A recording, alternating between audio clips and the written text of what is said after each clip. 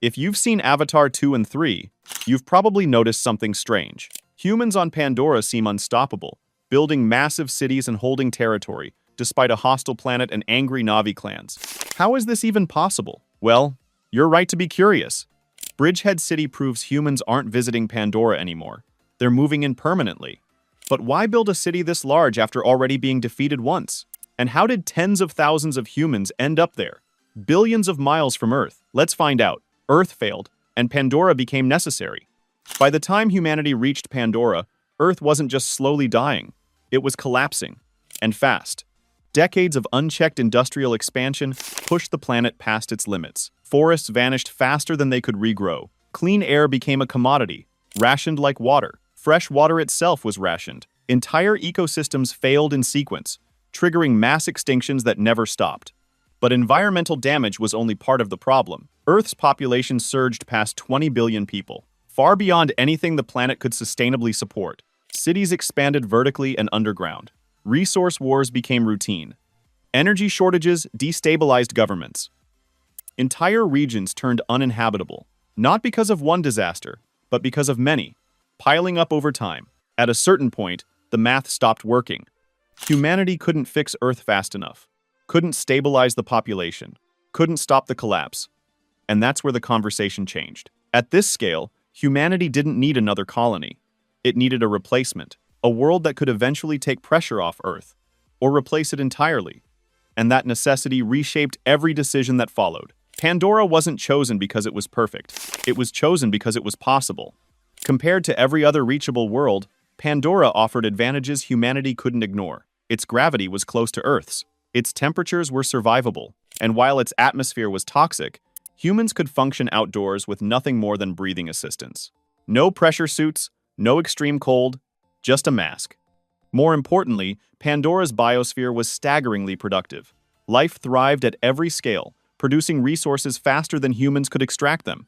And by interstellar standards, its location made it reachable, 4.37 light-years away. Expensive and slow, yes, but feasible. Pandora wasn't just a dream. It was the only door left open. With Earth failing and Pandora presenting the only viable alternative, humanity's first step onto the moon was inevitable. But the purpose of that first arrival would be very different from what would come later, from mining outpost to permanent settlement. The first humans to step onto Pandora weren't settlers. They were miners, scientists, and soldiers, sent to extract the most valuable resource the galaxy had ever known, unobtanium.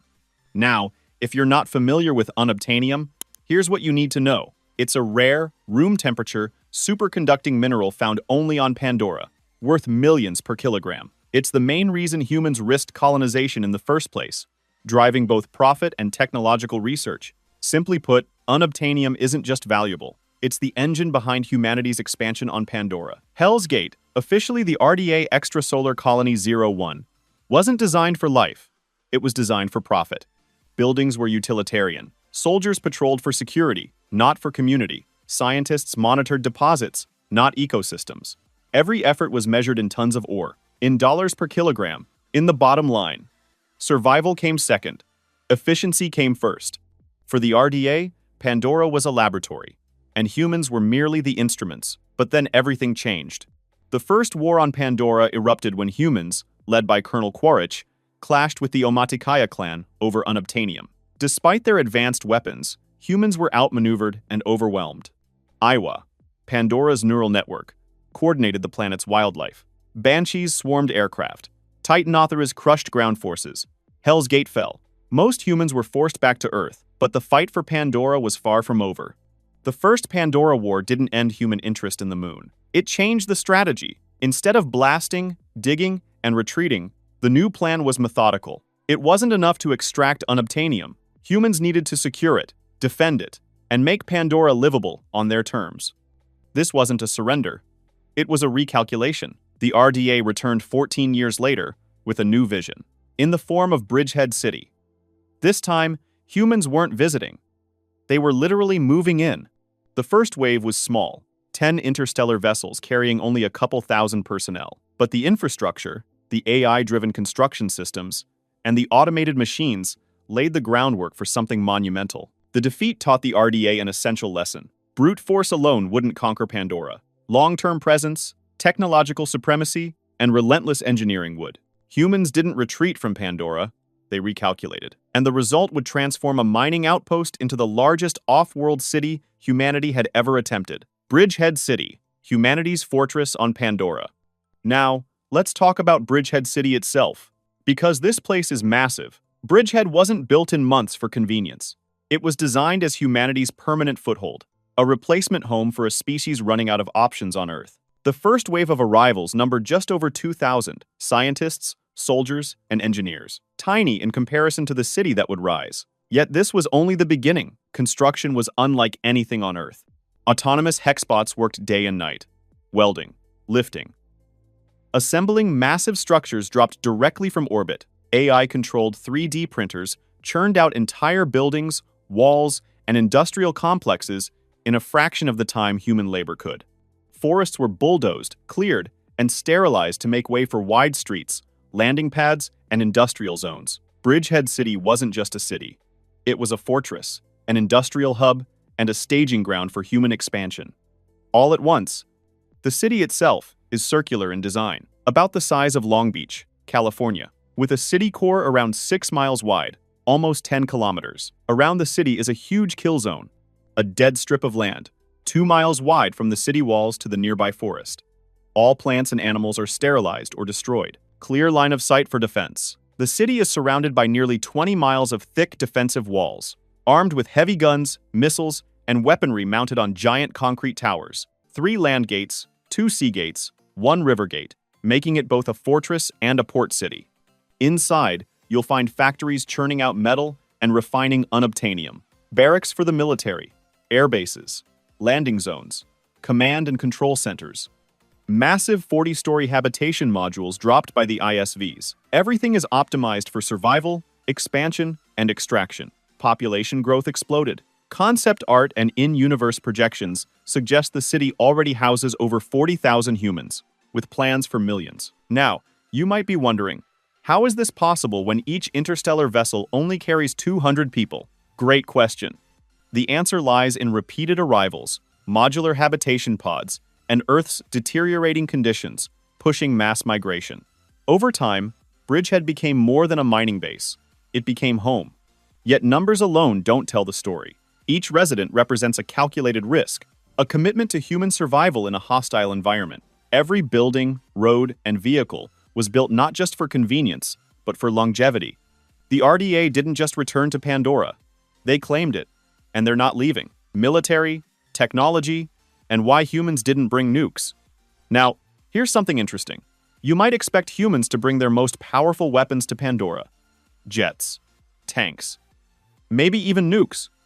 But they didn't. And there's a very good reason for that. Humans on Pandora weren't reckless. They were calculating. The RDA didn't bring the most powerful weapons. They brought the most sustainable ones. Jets and drones are expensive, fragile, and require a continuous supply of rare materials. On Pandora, every resupply trip from Earth takes 5 or 6 years. Tanks are unwieldy in dense jungle terrain. Even nuclear weapons risked political and legal repercussions, potentially ending the company's monopoly, triggering sanctions from Earth authorities. Instead, the RDA relied on proven, modular, and repairable technology. Samson gunships, Scorpion attack craft, Dragon assault aircraft, AMP exosuits. Each vehicle could be maintained locally, flown by versatile pilots, adapted to both combat and industry. Ground troops used AMP suits to navigate the jungles with firepower that dwarfed conventional tanks, while air support focused on strategic strikes without overcomplicating logistics. This approach also explains the human loss in the First Pandora War. Humans weren't outmatched.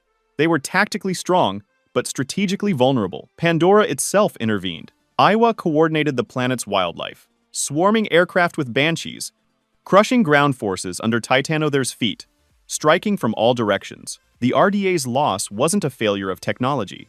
It was a failure to account for a world that fought back. When they returned in 2168, the RDA had learned. Bridgehead City and its defenses were built not to show off power. They were built to survive. Military planning, technology, and population expansion are all intertwined. Every soldier, every vehicle, every automated defense ensured that humanity's foothold on Pandora wasn't temporary. It was permanent. The future of Pandora and humanity's expansion The true measure of humanity's ambition on Pandora isn't the weapons or the technology, it's the city itself. Bridgehead isn't a temporary mining outpost. It's a metropolis designed to last. A concrete declaration that humans are no longer visitors, they're settlers. When the RDA returned in 2168, they brought only 2,000 people across 10 ISVs. At first glance, that number seems small, insufficient to create the massive city depicted in concept art. Yet Bridgehead City rapidly grew, thanks to repeated ISV arrivals, habitation modules, and automated construction technologies. Hexbots and massive 3D printers worked non-stop, producing entire buildings, walls, and industrial facilities in months, not decades. By the time the city was fully operational, concept art suggests upwards of 42,000 humans lived within its walls. And the city was designed to accommodate up to 2 million. 2 million. Let that sink in for a moment. That's not a colony. That's a civilization. The population growth on Pandora isn't just about numbers. It's about a species determined to survive. Earth's collapse, combined with Pandora's resources, created a perfect storm. Migration pressure, technological support, ruthless efficiency. Over time, humans may even adapt biologically to the planet, potentially removing the need for breathing masks altogether. We've already seen hints of this with Spider in the movies. You know what I'm talking about. From the Na'vi perspective, Bridgehead represents encroachment, devastation, the rise of an unstoppable force. From humanity's perspective, it's hope, opportunity, survival. Pandora has shifted from a frontier to a battleground, and Bridgehead City stands at its heart. So, that's the human city on Pandora, Bridgehead City, and how tens of thousands of humans now call this alien moon home. The real question remains, is Pandora humanity's salvation or the beginning of the planet's end? Let us know in the comments. And if you enjoyed this deep dive, hit the like button, subscribe, and ring the bell so you don't miss our next breakdown. Until next time, take care.